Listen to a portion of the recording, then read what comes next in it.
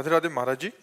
गुरुदेव, कुछ माह पहले मेरे एक सहपाठी से मित्रता हो गई थी और मैं उस व्यक्ति में आसक्त हो गई और एक दूसरे से जीवन साथी जैसे संबंध भी कोशिश हुए महाराज जी। हालांकि वो ज्यादा दिन तक टिके नहीं ना ही रहे, पर कुछ परिस्थितियां आई और सब खत्म हो गया, परंतु मेरी उसमें आसक्ति इतनी ज्यादा हो गई कि मैं उसे भूल नहीं पा रही महाराज जी। वो व्यक्ति दिख जाता है। अब वासनाओं के खेल खेलोगे, मन मलिन होगा तो भूल क्या पाओगे। अरे धिक्कार है ऐसे जीवन को कि जो मनुष्य जीवन मिलने पर भगवान के लिए बात नहीं आई कि मैं भगवान को भूल नहीं पाती हूँ। ये जीवन का तो लाभ होना चाहिए। इन नाशवान शरीरों में आसक्ति करके, इंद्रियजन्य सुखों में भोग सुख का अनुभव करके मैं उनको भूल नहीं पाती, तो धिक्कार तुम्हारी बुद्धि को। अपने जीवन को पतित करके, भ्रष्ट करके बुद्धि को मनुष्य में आसक्त कर लिया। यही तो नरक जाने का रास्ता है, और कौन सा रास्ता है। जीवन साथी चुनना है तो एक बार चुन लिया और आजीवन उसका निर्वाह किया तो जीवन साथी है। तो व्यभिचार प्रवृत्ति हुई आज इससे, कल उससे, परसों उससे, नरसों उससे। जिसे आजकल लोग कह रहे हैं ब्रेकअप, बॉयफ्रेंड गर्लफ्रेंड, ब्रेकअप, फिर बॉयफ्रेंड, फिर ब्रेकअप, फिर तीसरा बॉयफ्रेंड। ये क्या है? क्या आज शासन नहीं है ना, न माता पिता का शासन है, न समाज का शासन है, न शास्त्र का शासन, न भगवान का शासन, कोई स्वीकार नहीं है ना। इसलिए मनमानी आचरण होते हैं। मनमानी आचरण करने का अधिकार किसने दिया तुमको? या एक बार पाणी ग्रहण किया तो आजीवन निर्वाह किया। अपने पर शासन नहीं, अपने धर्म को नहीं जानती हो, शरीर का बार बार अपवित्र होना, ये क्या है? मन शरीर में लगा हुआ है, मन अपवित्र हो रहा है, पाप का खजाना बन रहा है। नरक जाओ, नरक भोगो। ये दुर्लभ मनुष्य देह का क्या लाभ मिला? आजकल यही प्रवृत्ति चल रही। तुम्हारी बात नहीं बच्चा, ये आजकल प्रवृत्ति यही चल रही है। ये कोई मतलब नई बात नहीं, यही प्रवृत्ति चल रही है।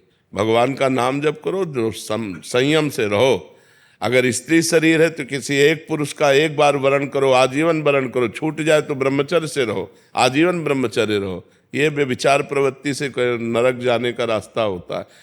त्रिविधम नरकस्येदम द्वारम नाशनमात्मनः कामः क्रोधा तथा लोभा तस्मादेत्ययं त्यजेत्। ये तीन नरक के द्वार हैं, काम, क्रोध, लोभ।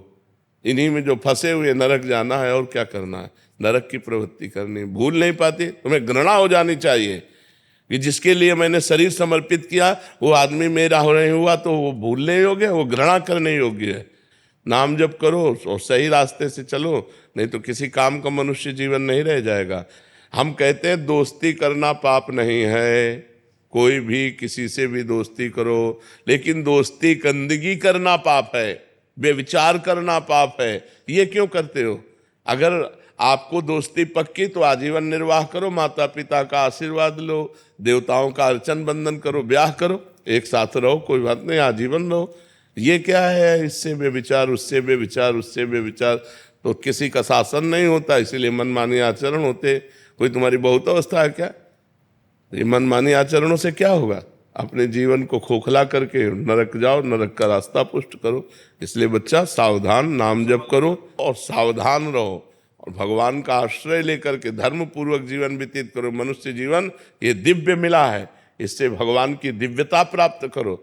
अब हम कहते हैं ठीक है गृहस्थ में जाना है, गृहस्थ में जाइए, लेकिन किसी एक पुरुष का ऐसा वर्णन करो। देखो आजकल मनमानी चल रहा है। माता पिता वर खोजते थे, पंडितों से विचार किया जाता था, बड़े धर्म पूर्वक देवी देवताओं की आराधना करके ब्याह होते थे, आजीवन निर्वाह होता था। हमने कभी नहीं सुना डिवोर्स, गांव में कभी डिवोर्स नहीं सुना हमने।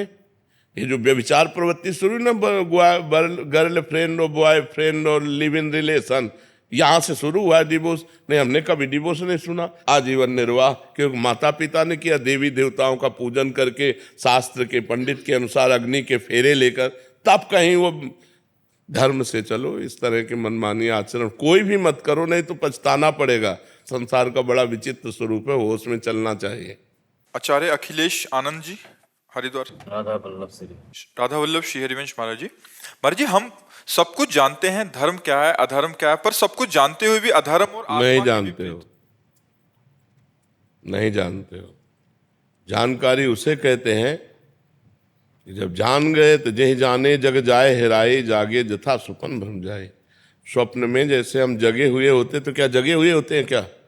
स्वप्न में हम क्रियाएं करते देखते हैं और ऐसा थोड़ी लगता है कि मैं स्वप्न देख रहा हूँ, ऐसा लगता है मैं जगा हुआ हूँ। तो क्या वो जगा हुआ होता है क्या?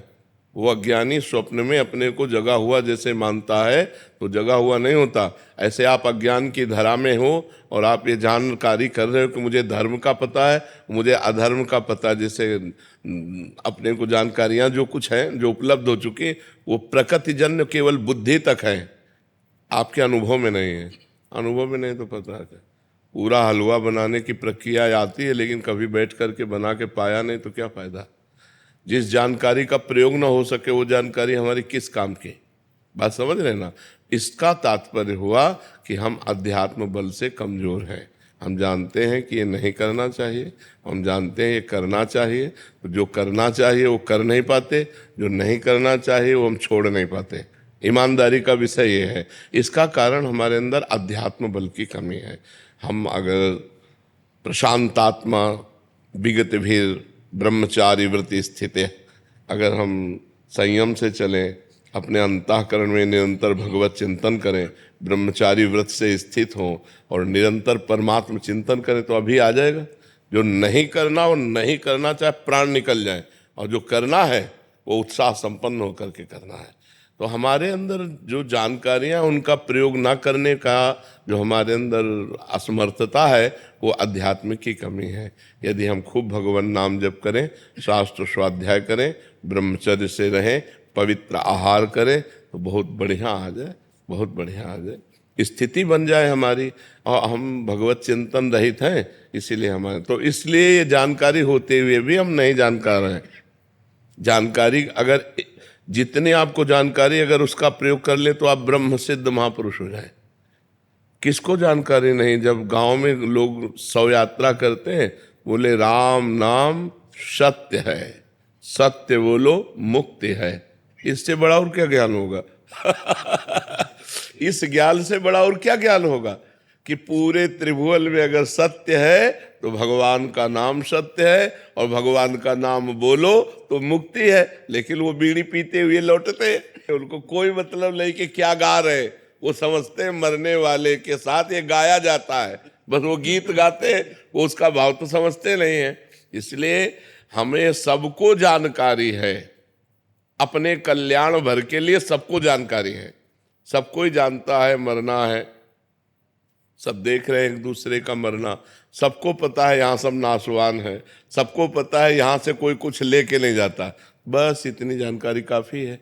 अगर हम परमार्थ में चल दें और इतनी जानकारी हमारी पक्की रहे तो हम तो महात्मा बन जाए। लेकिन ये जानकारी ना जानकारी के अंतर्गत ही है। जैसे स्वप्न में जगा हुआ मानता हुआ भी वो सो रहा है, वो अपने को जगा हुआ मानता है, लेकिन जब जगेगा तो स्वप्न हट जाएगा। जगने की पहचान है, स्वप्न हट जाएगा। तो सच्ची जानकारी का मतलब है, धर्म की जानकारी का मतलब है, जेहि जाने जग जाए हेराई, जागे जथा स्वपन भ्रम जाई।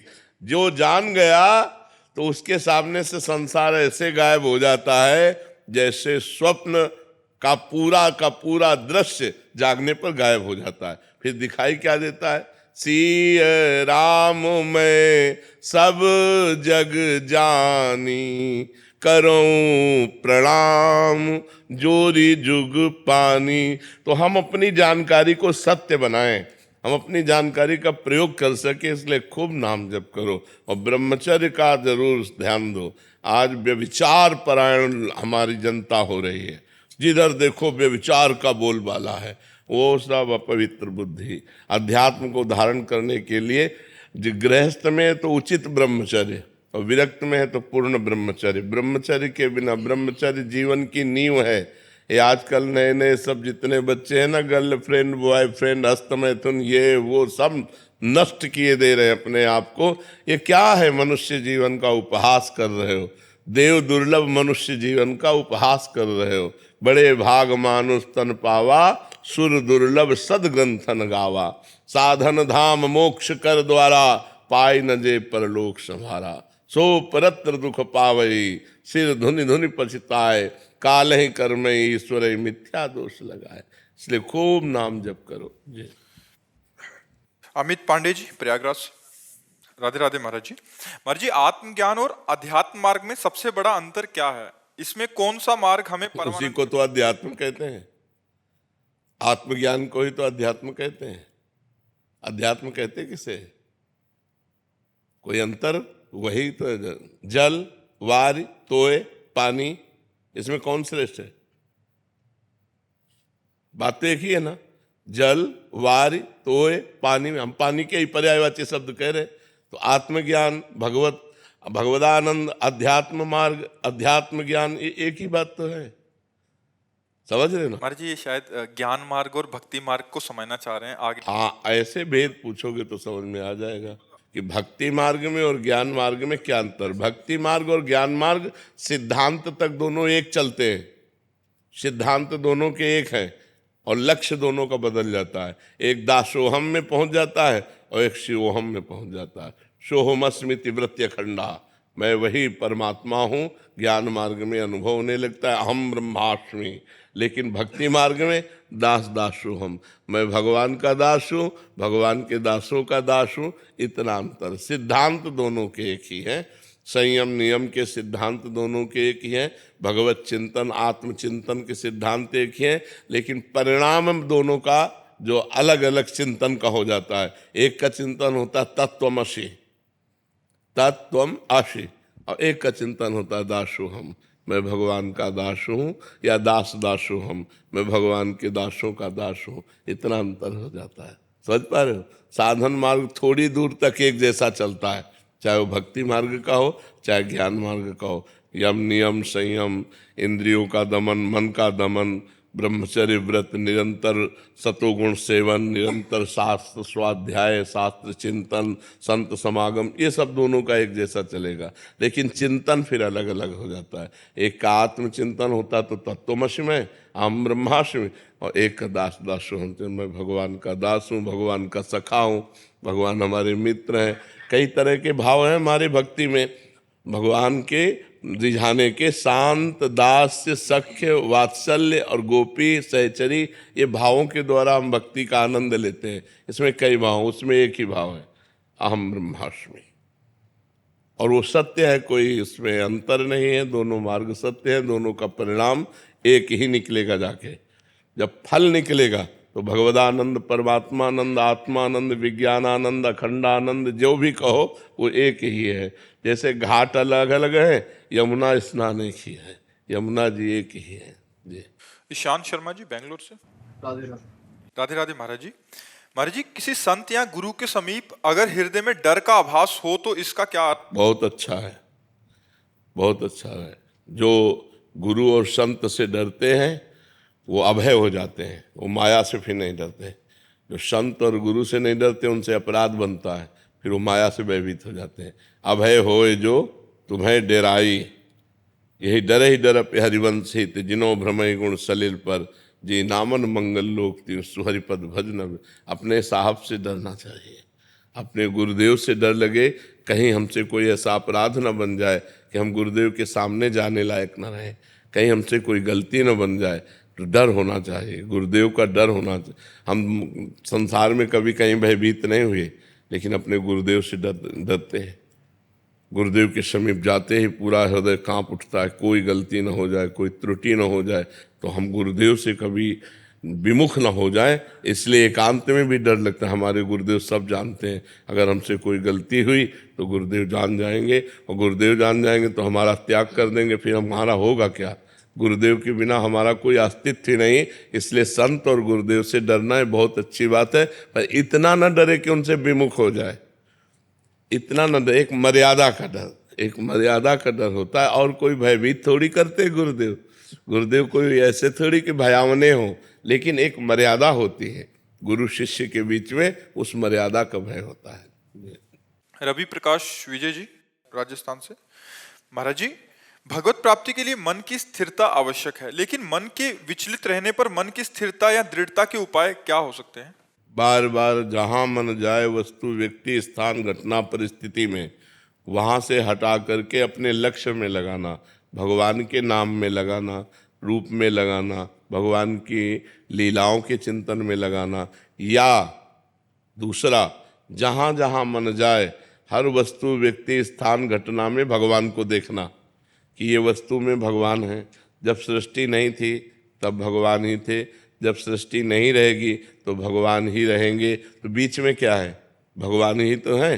कोई ऐसी जगह नहीं, कोई ऐसा कण नहीं, कोई व्यक्ति नहीं जिसमें भगवान न हो। तो जिस वस्तु, व्यक्ति, स्थान, घटना पे मन जाए वहाँ से हटा हटा करके भगवान के नाम में लगाना, या वहाँ भगवान का दर्शन करना कि इसमें भी तो भगवान है, इसमें भी तो भगवान है। तो हर समय भगवान का चिंतन करने से मन एकाग्र होने लगता है। ये अभ्यास करत करत अभ्यास के जड़मत होत सुजान, रस्सी आवत जात ही सिल पर होत निशान। तो जब हम बार बार अभ्यास करेंगे, अतिशय रगड़ करे जो कोई, तो अनल प्रगट चंदन ते होई। चंदन से आग पैदा हो जाए यदि अतिशय रगड़ की जाए। तो जब हमारी जबान में बार बार रगड़ होगी राधा राधा राधा, या जो नाम प्रिय हो, और बार बार मन हटाकर राधा राधा राधा, तो हमारा मन एकाग्र होने लगेगा। जहाँ मन एकाग्र हुआ और भगवदानंद मिला, बस यम लब्ध्वा चापरम लाभम नामन्यते अधिकम। इससे अधिक कोई लाभ नहीं है। जिस समय भगवदानंद की अनुभूति होती है उस समय फिर मन कहीं जाता ही नहीं। ब्रह्मादिक के भोग सब, स्वर्गलोक मर्त्यलोक की तो बात जाने दो, ब्रह्मलोक के भी भोग विष के समान लगते हैं जिसको भगवदानंद की अनुभूति होती है। ब्रह्मादिक के भोग सब विषम लागत ताय, नारायण ब्रज चंद की लगन लगी है जाए। इसलिए खूब नाम जप करो, बार बार मन को हटा हटा करके नाम में लगाओ, तो इस अभ्यास से धीरे धीरे वश में हो जाएगा। मोहित सेठी जी गुरुग्राम से।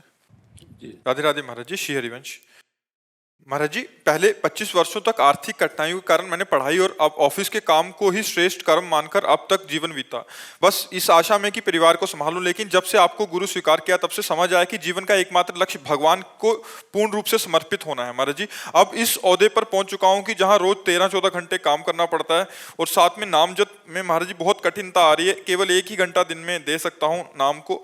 महाराज जी, अभी मन में पीड़ा होती है, चिंता होती है, डर भी होता है। लेकिन 14 घंटा हर समय आप बोलते तो नहीं रहते ना, क्रियाएं भले कर सकते हैं, कोई भी क्रिया, और उसमें भी हमें मिनट सेकंड का तो समय मिलता है ना।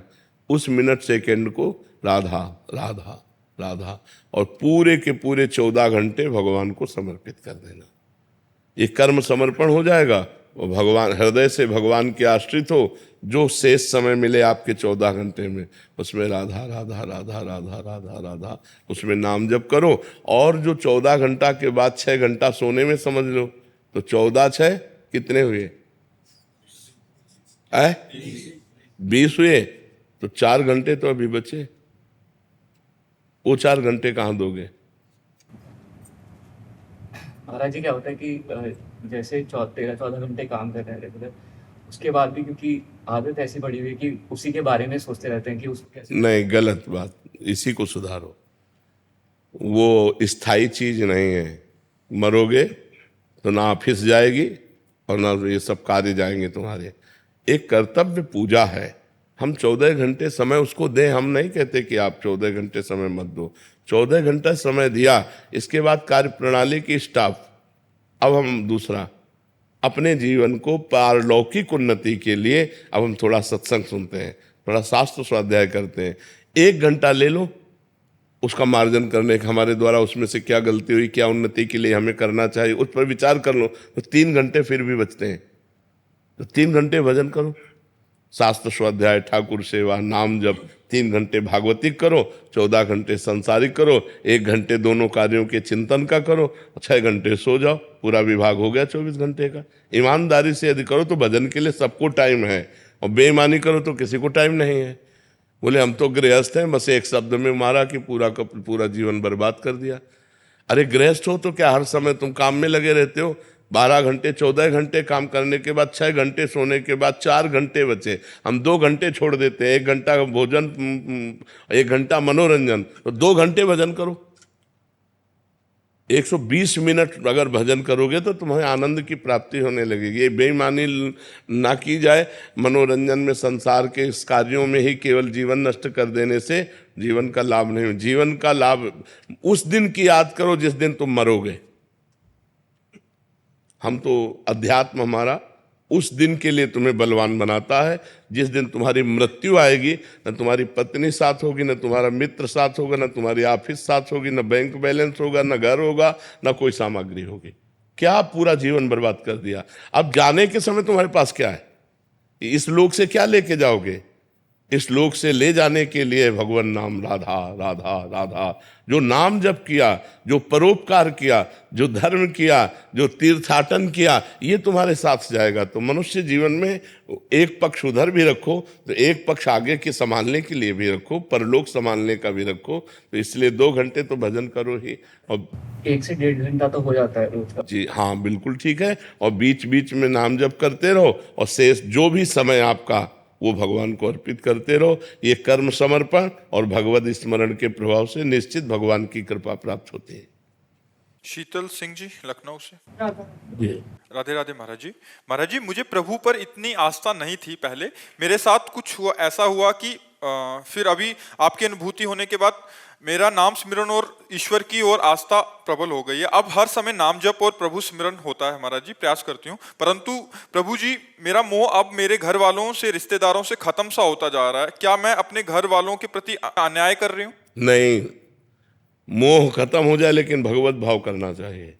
सब में भगवान विराजमान है, और जिसका जिसके प्रति जो कर्तव्य है उसका पालन करे। पति को पति की तरह प्यार करे, पुत्र को पुत्र की तरह प्यार करे, रिश्ते नातेदारों को धर्म मर्यादा से प्यार करे। सब में भगवान है, लेकिन मोह किसी से नहीं। यही तो उत्तम बात है, यही तो भजन का फल है कि हम सबसे प्यार करें, सबको सम्मान दें, सब धर्म पूर्वक सबके साथ व्यवहार करें, लेकिन मोह हमारा किसी से नहीं। जी, अब ऐसा होता है कि कुछ भी करने से पहले मन से 2 आवाजें निकलती हैं, लगता है ये मैंने गलत किया या ये सही किया। कुछ इसमें मतलब हमेशा उलझन सी। नहीं, उलझन मत रखो, नाम जप करते रहो, शास्त्र विरुद्ध आचरण मत करो, गंदी बातों को सब कोई जानता है उनको मत करो। और गलत ये नहीं होता, हम परिवार से, जैसे बच्चा है तो हमारा मोह नहीं, लेकिन मेरा भगवान है, इसमें मेरे भगवान है, इसलिए हम बहुत दुलार करते हैं। हमारा कर्तव्य है उसको पढ़ाना, लिखाना, खवाना, पियाना। ऐसे पति मेरा भगवान है, उसके अनुसार कर्तव्य करते, मोह हमारा नहीं है। यही भजन की तो प्रणाली है। भजन और प्यार सिखाता है। भजन ऐसा थोड़ी कि अरे वैसे नहीं, भजन प्यार सिखाता है। सबसे प्यार करो, सबसे प्रेम से धर्म के अनुसार प्यार करो, और नाम जप करो, मोह किसी से करो मती। यही तो भगवान के मार्ग की पद्धति है। चाहत। राधे राधे महाराज जी। महाराज जी, भगवान की कृपा सब पर समान रूप से क्यों नहीं होती? कुछ लोगों को सुख और सफलता मिलती है, जबकि अन्यों को दुख और संघर्ष का सामना करना पड़ता है। इसके पीछे क्या रीजन है? नहीं बच्चा, भगवान की सब पर समान कृपा है। सब मम प्रिय, सब मम उपजय। आँख, कान, नाक, सब शरीर की सुविधा, सबको वायु, सबको सूर्य, सबको चंद्रमा, भगवान की तरफ से सबको समान कृपा है। जैसे खेती पिता अपने पुत्र को 5 को दे, अब एक ने बमूल बोया, एक ने आम बोया, एक ने गेहूं बोया, एक ने चना बोया, एक ने गन्ना बोया। अब पाने को क्या मिलेगा? बमूल वाले को कांटा मिलेगा, गन्ने वाले को गन्ना मिलेगा, चने वाले को चना। भगवान ने हमको भारत भूमि में जन्म दिया। हमारे कर्म कैसे कैसे हो रहे हैं, तो उनका फल कौन भोगेगा? गीता में भगवान कहते अवश्य में भोक्तव्यम कृतम कर्म शुभाशुभम। 100 रुपया पिता ने सबको दिया, अब एक ने शराब में उड़ा दिया, एक ने गंदी बातों में, एक फिल्म देखने में, एक जुए में, और एक ने जाके भगवान का काम किया। तो अलग अलग 100 रुपये सबको बराबर दिए, लेकिन अलग अलग होने के कारण 4 को दुख मिलेगा, 1 को सुख मिलेगा। तो भगवान सुख दुख के दाता नहीं है। निज कृत कर्म भोग सुन भ्राता, को न काहू के सुख दुख कर दाता। अपने कर्म का भोग ही हमको भोगना। बच्चा, हम लोगों से कर्म खराब हो गए, भगवान ने ऐसा नहीं किया। भगवान का कोई प्रिय हो, भगवान का कोई अप्रिय हो, ऐसा नहीं। सब मम प्रिय, सब मम उपजाए। सब भगवान के बेटे हैं, सब भगवान से प्रकट है, और सबको भगवान बराबर प्यार करते हैं। सब पर मोरी बराबर दाया, भगवान ने कहा, पर हमारे आचरण बिगड़ गए, हमारे कर्म बिगड़ गए। तो जैसे हम कर्म करते, पाप कर्म का फल दुख और पुण्य कर्म का फल सुख, तो हमारे द्वारा जब पाप कर्म अधिक होते तो हमें दुख भोगना पड़ता है। देखो नहीं, मनमानी मनुष्य शरीर मिला है, मुर्गा खा रहे, बकरा खा रहे, गाय खा रहे, भैंसा खा रहे, राक्षस बने हुए लोग हैं। देखो ना आजकल क्या हो रहा है, गर्लफ्रेंड बॉयफ्रेंड व्यभिचार की प्रवृत्तियों। अब इसका फल तुम सुख चाहोगे, करोगे व्यभिचार, करोगे व्यसन, करोगे हिंसा, खाओगे मांस मछली, इसका परिणाम सुख चाहोगे, नरक भोगोगे, यहाँ भी दुख भोगोगे, वहाँ भी दुख भोगोगे।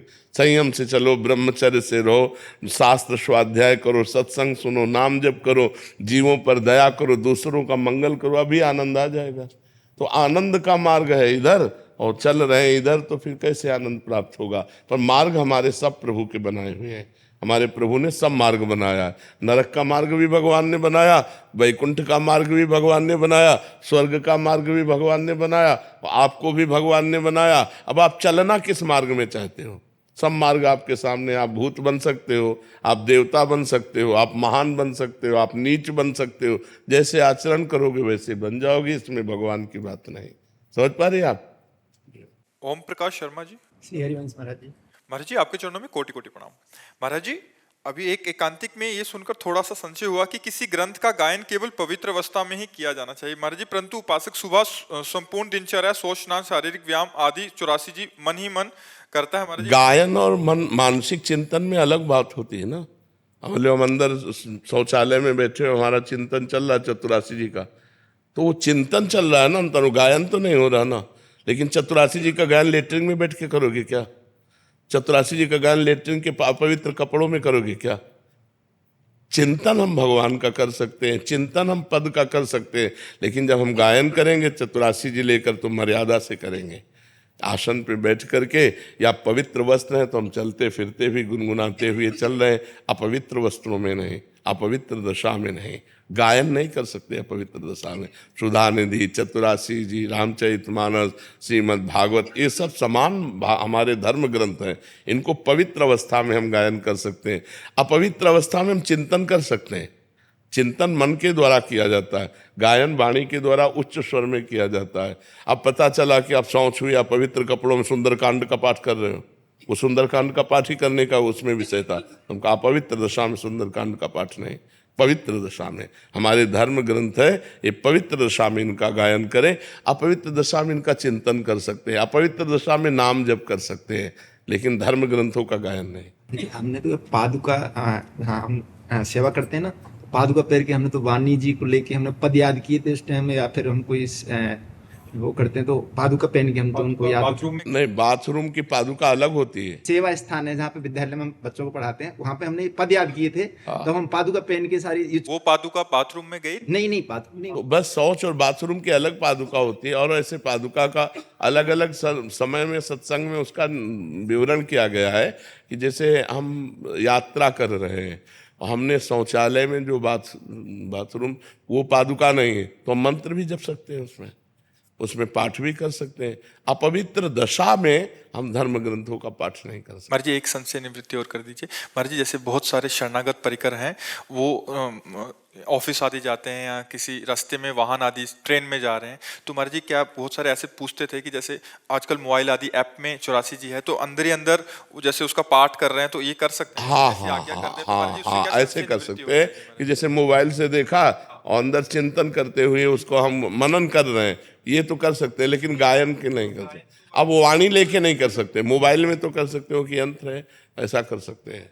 क्योंकि अब जैसे ट्रेन में कई यात्रा है या 1.5 घंटे के अंतर्गत में ये सारा पाठ हो रही है, सारा अंदर ही अंदर इसको कर लेते थे महाराज जी। ऑफिस की चेयर पे बैठे हैं या किसी बस में जा रहे हैं, तो उससे क्या होता है महाराज जी, वो पूरा। हाँ, बिल्कुल ऐसे कर सकते हैं। महाराज जी, एक आपने पद्मासन और सिद्धासन के लिए परसों सत्संग में बोला था कि यदि आपने किया तो कोई बीमारी भी हो सकती है। महाराज जी, अभ्यास करने की कोशिश करें आपकी कृपा से। इसमें क्या है कि जैसे आप पद्मासन और सिद्धासन में बैठने की कोशिश कर रहे हो और ब्रह्मचर्यहीन हो, बार बार ब्रह्मचर्य नष्ट करते हो, तो एक तो बैठ ही नहीं पाओगे ज़्यादा देर, और दूसरा शरीर में परेशानियाँ आ जाएंगी। ब्रह्मचर्य को रखना जरूरी है। गृहस्थ है तो संतानोत्पत्ति के लिए ब्रह्मचर्य का खंडन करे, व्यभिचार की कहीं आज्ञा नहीं शास्त्रों में। संतानोत्पत्ति के लिए नहीं तो ब्रह्मचर्य से। ये जीवन मोक्ष के लिए मिला है, ये जीवन कल्याण के लिए मिला है, पतित करने के लिए नहीं मिला है। सौरभ जी फरीदाबाद से। राधे राधे। राधे राधे महाराज जी। महाराज जी, कोई भी आध्यात्मिक कार्य के समय जैसे नाम जप श्री 84 जी का पाठ के समय मन बहुत ज्यादा संसारिक विषयों में भागता है महाराज जी, इतना तो वो दैनिक कार्यों के समय भी नहीं हाँ, भागता महाराज ऐसा ही अनुभव होता है। किसका है प्रश्न? हाँ, वो भागता नहीं है, डिलीट होता है उसमें जो भरा हुआ है। जैसे मोबाइल में कोई मैसेज डिलीट होना तो पहले सामने आता है ना, तो ऐसे जब वो संसारिक कार्य करता है तब वो कवर करता है, अंदर अपने लेता है। और जब हम नाम जप करते हैं, ध्यान में बैठते हैं, भगवत चिंतन करते हैं या भगवत पाठ करते हैं, तो उस जैसे वो चिप है ना, ऐसे एक मन है भागवतिक चिप, अनंत जन्मों में जो जो हुआ है वो सब भरा, पूरा का पूरा डिलीट करना है। तो जितना हम नाम जप करते हैं उतनी गंदी गंदी बातें जो हम सोचना भी नहीं चाहते, देखना भी नहीं चाहते, करना भी नहीं चाहते, वो भी सब बातें उससे निकलती। कभी ऊट पटांग की बातें निकलती, कभी भूत की, कभी भविष्य की चिंता की। तो हमको उसको शांत भाव से रहना, निरपेक्ष दृष्टा भाव। हमको ना तो परेशान होना है और ना अच्छा लगना चाहिए। बिल्कुल दृष्टा भाव से अपने कार्य में हम मगन है, नाम जप करने में। वो फेंक रहा है गंदी बातें, वो निर्मल हो रहा है। जितना निर्मल होता जाएगा उतना आनंद आता जाएगा। और जहाँ पूरा निर्मल हुआ तो निर्मल जन मन सो मोहि पावा, मोहि कपट छल छिद्र न भावा। तो हमको ये देखना चाहिए हमारे मन रूपी चिप से ये सब डिलीट हो रहा है, आ नहीं रहा। आता तब है जब हम भगवान से विमुख होकर के क्रियाएं करते हैं, तो सीसी कैमरे की तरह मन सब कवर करता रहता है। और जब हम भगवान का भजन करते हैं तब वो सब डिलीट होती रहती है। तो कवर करना कम करो, हम नाम जप हर समय करते हुए क्रियाएं करें, देखना सुनना सब में भगवान की भावना करें, तो हमारे मन में अच्छी चीज़ें जा रही हैं। और जो बुरी चीज़ें भरी है वो डिलीट होती चली जा रही। तभी तो समय लगता है ना, नहीं तो ऐसे तत्क्षण भगवत प्राप्ति हो जाए। एक नाम भगवत प्राप्ति करा दे। एक नाम त्रैलोक ही तारे, जो न ले सो जन्म ही हारे। एक बार जिन नाम ली हित सो होए अति दीन। हित सो मानो प्रेम से और अति दैन्य होकर, तो प्रभु एक बार में दर्शन दे दे। एक बार जिन नाम ली हित सो होए अति दीन, ताको संग न छाड़ ही ध्रुव अपनो कर लीन। तो एक बार डट कर पहले भजन करें, मन डिलीट हो जाए इसकी गंदी बातें, फिर दैन्य और प्रेम से पुकारेंगे तो भगवान एक नाम में आ जाते, एक नाम में दौड़े चले जाते हैं। जी महाराज जी, जैसे हम नित्य चिंतन करते हैं वृंदावन का, लेकिन जब हम जैसे अपने निजी पलों में होते हैं, जैसे गृहस्थ हैं हम पत्नी के साथ में, तो तब महाराज जी अचानक से बहुत ज्यादा चिंतन बनता है यहाँ का। हाँ, बहुत बढ़िया है, बहुत बढ़िया है महाराज जी। अंदर से मन ऐसे लगता है कि जैसे आप बताते हैं कि अंदर से नाटक ऐसे करो सबके। हाँ बिल्कुल बिल्कुल। महाराज जी, उसमें कमी आती है। हाँ, किसमें? व्यवहार करने में नहीं, कमी नहीं आनी चाहिए। सफलता इस अंदर से मतलब ये चिंतन होता है कि मैं जाऊं वृंदावन। नहीं, ये अच्छी बात है, लेकिन पत्नी के साथ जब व्यवहार कर रहे हैं, जब पुत्र के साथ व्यवहार कर रहे हैं, जब संसार के साथ व्यवहार कर रहे हैं, तो पूरा परफेक्ट नाटक होना चाहिए। नाटक में कमी नहीं। चिंतन बनता है महाराज। चिंतन अंदर से भगवान का होना चाहिए, नाटक संसार का होना चाहिए, तभी तो परफेक्ट आप कलाकार होगे। इस जगन नाटक मंच पर आपको जो रोल दिया गया है उसका परफेक्ट रोल करना चाहिए। अब ये नहीं कि पत्नी से हम उदास हो रहे हैं, अब वो हमारा मन वृंदावन में जा रहा है इसलिए हम तुमसे बात नहीं करेंगे, तुमसे नहीं। ये तो बड़ी कृपा है कि जब हम संसार के राग के बंधन में बंधने की स्थिति में, तब हमारा मन वृंदावन भाग रहा है, तब हमारा मन प्रभु, लेकिन कोई जान न पावे कि हमारे मन की दशा क्या है। हाँ, बाहरी व्यवहार हमारा संसारिक हो, लेकिन आंतरिक हमारा चिंतन भागवतिक हो। यही तो गृहस्थ धर्म की भक्ति है, यही गृहस्थ धर्म की भक्ति है। अगस्त जी। राधे राधे महाराज जी राधे राधे। महाराज जी, कोई काम करते वक्त कुछ गलत हो जाए या ध्यान ना लगे, किसी और जगह जाए तो बहुत क्रोध आता है। इस समय मैं नाम जप करता हूँ, नाम जप करने से क्रोध कम होता है, पर नाम जप छोड़ते ही क्रोध और बढ़ जाता है। इस स्थिति में क्या? आपका प्रश्न है यार, बड़े गुरु आदमी हो तुम। इतनी छोटी अवस्था में तो इतनी सूक्ष्म बात पकड़ रहे, बहुत बढ़िया बात है। बहुत अध्यात्म के अच्छे आदमी बनोगे तुम। नाम जप करते हुए जब तुम्हारे अंदर गलत वृत्ति आती है ना, तो अंदर जो मन में गलत वृत्ति होती है वो डिलीट होती है, वो नष्ट होती है। तो ऐसे नाम जप का अभ्यास करो कि खाली समय ही ना रहे, क्रोध तभी, अच्छा क्रोध क्यों आता है? कामना से क्रोध आता है, जैसे हम चाहते हैं ये हो जाए और वो नहीं होता तभी क्रोध आता है। क्रोध की स्वयं की सत्ता नहीं, कामा संजायते क्रोधा, क्रोधाय स्मृति विभ्रमाय स्मृति भ्रंशात बुद्धिनाशो बुद्धिनाशात प्रणश्यति। काम, जब हमारी कामना की पूर्ति में बाधा पड़ती है तो क्रोध आ जाता है। इसलिए हम हर समय नाम जपने का अभ्यास करें। जब क्रोध आ जाए तब दांती पीस ले ऐसे, मुझे बोलना ही नहीं है बस। क्योंकि अगर क्रोध में बोलना शुरू किया तो फिर क्रोध आने पर भजन क्षीण हो जाता है, आनंद क्षीण हो जाता है और हमसे अपराध बन जाता है। अपने से बड़ों के प्रति भी गलत शब्द निकल जाते हैं, अपवित्र भाषा भी। ज़्यादा क्रोध आ जाए तो गालियां भी आने लगती हैं, जबान पे दुरुक्ति गालियां आने लगती हैं और बड़े कटु वचन निकलने लगते हैं। इसलिए क्रोध को रोकना है तो मौन धारण कर ले। जहाँ क्रोध आए उसी समय चुप, वहाँ से हट जाए। जहाँ जिस अवस्था में क्रोध आ रहा हो उस परिस्थिति का त्याग कर दे, एकांत हो जाए, मौन हो जाए, उस समय बचे। अब ये नहीं कि भिड़े, अगर भिड़े तो फिर क्रोध आ गया, फिर गाली गलौज, फिर मारपीट, फिर हिंसा। इससे जितना बचा जा सके। ये राक्षसी प्रवृत्ति है, क्रोध जो है ये आसुरी प्रवृत्ति है, ये नाश कर देती है। इसलिए सबको इससे बचना चाहिए। जिस समय क्रोध आ जाए उस समय मौन हो जाओ, जिस समय क्रोध आ जाए उस समय हट जाओ। जिस समय क्रोध आवे जोर जोर से राधा राधा बोलने लगो, क्रोध शांत हो जाएगा। मंजीत सिंह जी गुड़गांव से। जी, श्री हरिवंश महाराज जी, आपके चरणों में कोटि कोटि प्रणाम। गुरुदेव, कुछ समय पहले तक शराब और गंदे आचरण से लिप्त था, फिर 6 महीने पहले श्री जी की कृपा से आपकी शरणागति मिली, शराब छूट गई, भोजन भी सात्विक हो गया, नाम जप भी खूब बढ़ा। परंतु मैंने अपने घर में उसका वखान करना शुरू कर दिया, जिससे नाम जप अभी थोड़ा कम होना शुरू हो गया। महाराज जी, श्री जी से क्षमा मांगी, पुनः नाम जप करना भी शुरू हो गया। परंतु महाराज जी, क्रोध पर काबू नहीं पा पाता, जिससे बाद में घंटों पश्चाताप में जलता रहता हूँ, नाम जप भी कम हो जाता है। ऐसी स्थिति को सामान्य लाने के लिए बहुत समय लग जाता है। हाँ, नाम जब बढ़ाइए और जब क्रोध आवे तो हम क्रोध को परीक्षा समझें कि भगवान मेरी परीक्षा ले रहे हैं, मुझे क्रोध नहीं करना है। ये भजन के विघ्न है, काम, क्रोध, लोभ, मोह, मद, मत्सर, अहंकार नहीं करना, ईर्ष्या नहीं करना, परिवार से मोह नहीं करना, क्रोध नहीं करना, काम भावना से किसी पराई स्त्री को नहीं देखना। तो जब हमारा मन क्रोध में आवे तो सावधान, राधा राधा राधा राधा राधा बोलना नहीं, हमें उस विषय में नहीं बोलना। वो ऐसे हट जाना है जैसे हम अभी बात ही नहीं कर रहे थे, बिल्कुल पीछे तुरंत मुड़िए, हटिए और चल दीजिए। उत्तर चाहे बालक क्यों न हो, उस समय हट जाइए, फिर बाद में समझाइए। क्रोध के लिए उस समय वो स्थान, वो परिस्थिति आपको छोड़नी पड़ेगी, नहीं तो जहाँ प्रति उत्तर हुआ तो गालियाँ आएंगी, फिर वो क्रोध अपना स्वरूप प्रकट कर देगा। वो बुद्धिमानी यही कि तुरंत मौन हुई और वहाँ से हट जाइए। महाराज जी, अपने बच्चों को भी डांट देते हैं, मैं इतना जलता हूँ। हम ये कह रहे हैं कि बच्चों को डांटने का नाटक किया जाता है क्रोध का। तो तुम अगर ऐसे गलत बात किए तो, और समझ रहे हो, अगर पढ़ाई ठीक से नहीं की ना तो आप, हमें अंदर कोई क्रोध नहीं। क्रोध का नाटक करना और क्रोध होना, ये थोड़ा अंतर है। बच्चे में क्रोध को करना होता है, परिवार में क्रोध करना होता है, जरूरी है। जैसे छोटे छोटे बच्चे हैं, अगर वो भयभीत हमसे नहीं हुए, थोड़ा थोड़ा भय होना जरूरी। यार अगर हमने जो पापा ने कहा वो पाठ नहीं तैयार किया तो मारेंगे, यार हम कोई गलती करेंगे हमारे पापा जानेंगे, तो उनको भय होना जरूरी। भय से वो सत्मार्ग में चलेंगे, लेकिन इतना भय भी नहीं कि वो आपसे दूरी बना ले।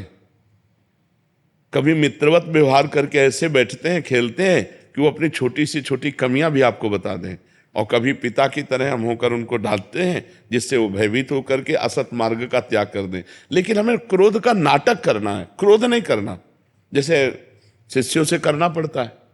तो ये अगर हमको उस समय सोचो तो 100 में 100% हम क्रोधित नहीं हैं। हम अपनी नौकरी निभा रहे हैं, हमें गुरु भाव से उन्होंने स्वीकार किया। अगर उनकी गलतियां बन रही तो हमारा कर्तव्य है उनको डांट करके अच्छे आचरणों में युक्त करना। ऐसे आप पिता है, अगर अपने पुत्र को अच्छे आचरणों से युक्त करना है तो कभी कभी क्रोध का नाटक करना पड़ता है। तो अगर पिता का शासन पवित्र है तो अब आजकल शासन ही नहीं रह गया है। बच्चे पढ़ लिख करके माता पिता का अपमान कर रहे हैं, माता पिता की अवहेलना कर रहे हैं, क्योंकि बच्चापन से डाली नहीं गई बात। खेलने के लिए मोबाइल दे दिया गया और धीरे धीरे धीरे धीरे वो मोबाइल से इतने गंदे आचरणों में प्रयुक्त हो जाते हैं, इतनी मलिन बुद्धि हो जाती है कि अपने पूज्य माता पिता का अपमान करने लगते हैं, अवहेलना करने लगते हैं, और इतना दूर निकल जाते हैं सतमार्ग से कि लौटना मुश्किल हो जाता है, गंदे गंदे व्यभिचार में, व्यसन में फैल जाते हैं। तो ये क्रोध करना अनिवार्य है, पर क्रोध अंदर से नहीं, बाहर से नाटक करना है। क्रोध का नाटक करना है, अंदर से करोगे तो आप परेशान हो जाओगे। बस वो मारना नहीं है, मारने की एक्टिंग पूरी करने के, बाप रे आज तो बच गए, ऐसा करना है। क्रोध का अंदर हृदय में प्रवेश ना होने पाए, अगर बाहर से हम नाटक करें तो अच्छा रहेगा। परिवार में अगर अब माता पिता शराब पी रहे हैं, माता पिता गंदी बातें कर रहे हैं, माता पिता गंदे दृश्य देख रहे हैं, तो बच्चों पर आचरण नहीं पड़ेगा। तुम खुद अध्यात्मवान बनो और बच्चों को अध्यात्मवान बनाओ। बिना अध्यात्म से जुड़े किसी का जीवन मंगलमय नहीं हो सकता। आज हमारा समाज जितना अध्यात्म से बिलग है, उतने देख लो क्रूरता में पहुंचता जा रहा है। कैसे कैसे समाचार आते हैं, मतलब क्या है, क्या है ये नौजवान कहाँ जा रहे हैं, कहाँ जा रहे हैं? क्या वो मनुष्य शरीर नहीं है? क्या वो अपनी बहन नहीं है? आप कैसा व्यवहार कर रहे हैं? अध्यात्म तो चराचर जगत को मंगल में बना दे, लेकिन जुड़े ना जब, अब वो राक्षसी प्रवृत्ति से जुड़े, आधुनिकता से जुड़े, मंगल में भाव है नहीं, तो देखो कैसी कैसी गंदी बातें होती है। अब आजीवन सजा होगी, एक गलती का परिणाम आजीवन सजा, जीवन बर्बाद हो गया। पढ़ाई लिखाई स्वस्थता सब जाओ जेल, या तो फांसी की सजा या तो जेल, ऐसे ऐसे आचरण होने लगे हैं। तो हमें लगता है बहुत संभलना चाहिए और अध्यात्म में जुड़कर भगवान का नाम जब अपने बच्चों से भी कराना चाहिए। थोड़ी देर बैठकर कथा सुनानी चाहिए, सत्य शास्त्रों के श्रवण से बड़ा मंगल होता है। महाराज जी, बच्चे तिलक लगा के जाते हैं तो स्कूल को कह रहे हैं, स्कूल में कहते हैं कि ये कौन सा काला जादूगर। हाँ, तो दूसरा कर ले कि सूखी रज ले लेना, सूखी रज का ऐसे लगा ले तो चिन्ह नहीं बनेगा और तिलक भी लग जाएगा। अब स्कूल में तो जो पढ़ाई हो रही है, आप देख ही रहे हो, आधुनिकता की पढ़ाई हो रही है और ऐसे ऐसे आचरण नौजवानों के हो रहे हैं जो जो नहीं होने चाहिए। क्या ये विद्या है? विद्या तो वही है जो विनय और सद्गुण की उत्पत्ति कर दे, विनय और सद्गुण की उत्पत्ति कर दे। आज तिलक लगाने को लोग रोका जाता है। आज भगवत कार्य को अगर माला डाल के जाए वो, तो उसको रोका जाएगा, उसका उपहास होगा। अगर भगवान नाम कीर्तन, भगवान नाम जप करके और पाठ, हम लोगों के स्कूल में प्रारंभ से हे प्रभु आनंद दाता ज्ञान हमको दीजिए, ये सब प्रार्थनाएं होती थी बड़ा। और कबीरदास जी की दोहे, रहीमदास जी के दोहे, मंगल में वीर पुरुषों के चरित्र, तो उससे संस्कार पढ़ते हैं। अब हम पता नहीं है कि नहीं इस समय ये चीज़ें, हमारे देश के वीर वीरांगनाओं और साध्वी साधुओं की चरित्र भी रखिए, जिससे पढ़ करके उनके अंदर संस्कार पड़े, उनके अंदर भाव पड़े। तो ठीक है, क्रोध करना नहीं, पर क्रोध का नाटक जरूर करना चाहिए। ईश्वर का सुमिरन नहीं तो जीवन का क्या महत्व है? क्यों? अगर ईश्वर का, परमात्मा का, भगवान का सुमिरन नहीं है तो जीवन का मतलब क्या रह गया? फिर जीवन तो बेकार जीवन है। खाना पीना, सोना जागना, लड़का बच्चा पैदा करना, ये तो पशु पक्षी भी करते हैं। अगर मनुष्य जीवन में परमात्मा का सुमिरन नहीं तो जीवन का महत्व क्या रह गया? तो जरूर करना चाहिए सबको परमात्मा का। हाँ, निरंतर नहीं हो पा रहा तो थोड़ी देर तो कर लो, रोज नियम बना करके करोगे तो धीरे धीरे उसको बढ़ाते चले जाओ, निरंतर परमात्मा का सुमिरन होने लगे। यही मनुष्य जीवन की सार्थकता है, चाहे जिस संप्रदाय में हो। यदि परमात्मा का सुमिरन नहीं है तो कल्याण होने वाला नहीं, सुमिरन से कल्याण होता है। जितना आपका अंदर ही अंदर चिंतन चलेगा उतना ही आपका मंगल होगा। परमात्मा का सुमिरन ही जीवन का परम लाभ है। जिस रज को ब्रह्मेश्वरादि सुदरूह पदारविंद श्रीमत् पराग परमाद्भुत वैभवाया सर्वार्थ सार रसवर्ष कृपार्ध दृष्टि तस्या नमोस्तु वृषभानुभुवो महिम्ने। ब्रह्मा और भगवान शिव जिस रज को अपने माथे पे धारण करना चाहते हैं वो ये वृंदावन की रज है। बड़े सौभाग्यशाली हैं जिनको इस रज का सेवन करने का सौभाग्य मिलता है। और ये सर्वार्थ सार रसवर्ष कृपार्थ दृष्टि, रजोप सेवी और नाम जापक, उसको निश्चित प्रेम प्राप्त होता है जो वृंदावन की रज का सेवन करता है और निरंतर नाम जप करता है। अंतर रहित तैल धारावत, जैसे एकांत स्थान पे रखा हुआ दीपक की लौ एक, ऐसे ही परमात्म चिंतन की दृष्टि एक, एकदम भगवदाकार जीवन का काम बन गया। सब साधना का फल है हमारा निरंतर भगवदाकार वृत्ति रहे, उठते बैठते चलते फिरते केवल परमात्म चिंतन।